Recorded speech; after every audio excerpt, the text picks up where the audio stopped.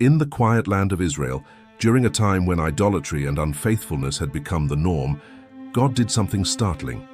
He chose a man named Hosea, not just to preach a message of judgment and mercy, but to live it out in his own heart and home. Hosea was a prophet, one who heard the voice of God and spoke it to the people. But this time the voice of God asked for something extraordinary. "Go," the Lord said, "and marry a promiscuous woman." A holy man marrying someone unfaithful, a prophet marrying a prostitute. This was no metaphor, it was a command. God wanted Hosea to embody, in flesh and blood, the painful love he had for his people, who had turned their backs on him again and again. So Hosea obeyed. He found a woman named Gomer, and he took her as his wife. She was beautiful, desirable, but deeply broken, her heart still tangled in old ways, old loves and old lusts. And yet, Hosea loved her. With a quiet resolve and a deep ache, he welcomed her into his home. They had a child, a son. God told Hosea, "Name him Jezreel," symbolizing the coming judgment on Israel for bloodshed and betrayal. Then came a daughter, Lo-Ruhamah, meaning not loved. A third child followed, a son, Lo-Ami, not my people. Each name carried a message from God, a painful one, a warning to Israel. You've broken my heart. You've walked away. You've become strangers. But even as these names spoke judgment, Hosea's heart still burned for Gomer, and God's heart still burned for his people. As time passed, Gomer drifted again.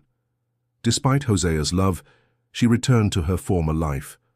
The allure of old lovers, old promises, false dreams, she fell back into them. And eventually she became a slave, stripped of freedom, owned, used, forgotten by the world. But not by Hosea. God came to him again. "Go, show your love to your wife again, though she is loved by another and is an adulteress. Love her as I love the Israelites." Without hesitation, Hosea went. Through the streets, into the markets, past the whispers and judgmental stares. And there she was, Gomer, no longer adorned, no longer free, a woman bought and sold. He approached the auction block and paid 15 shekels of silver and a measure of barley for her freedom. He redeemed her, not just as a prophet making a statement, but as a husband loving his bride. He brought her home, not to punish her, but to restore her. "You are to live with me," he said. "You must not be with any other man, and I will live with you." It wasn't just Hosea's story, it was God's story.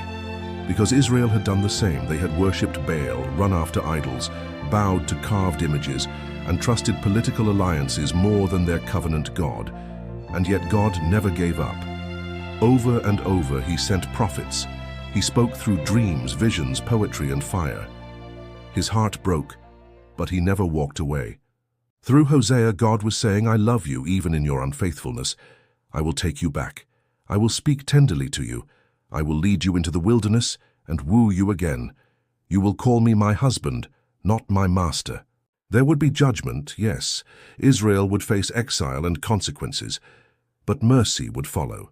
Restoration would come. The names once filled with sorrow, Jezreel, Lo-Ruhamah, Lo-Ami, would be reversed. Jezreel would become a symbol of planting, not destruction. Lo-Ruhamah would become loved, and Lo-Ami would become my people. In that day the Lord would say, "I will show my love to the one I called not loved, and I will say to those called not my people, you are my people. And they will say, you are my God." Hosea and Gomer's story was more than a marriage. It was a mirror, reflecting the divine agony and relentless love of a God who never stops pursuing his wandering people. A love that pays any price, a love that buys back the unworthy, a love that restores shattered hearts and broken names. And it remains a call to return, because no matter how far one runs, the arms of mercy are never closed. If you are loving this video, please hit both that subscribe and like button to help this message to spread far and wide. Check out the rest of the Bible Stories playlist to enjoy heartwarming events of the Bible brought alive. Thank you for supporting the Wake Up channel. God bless you.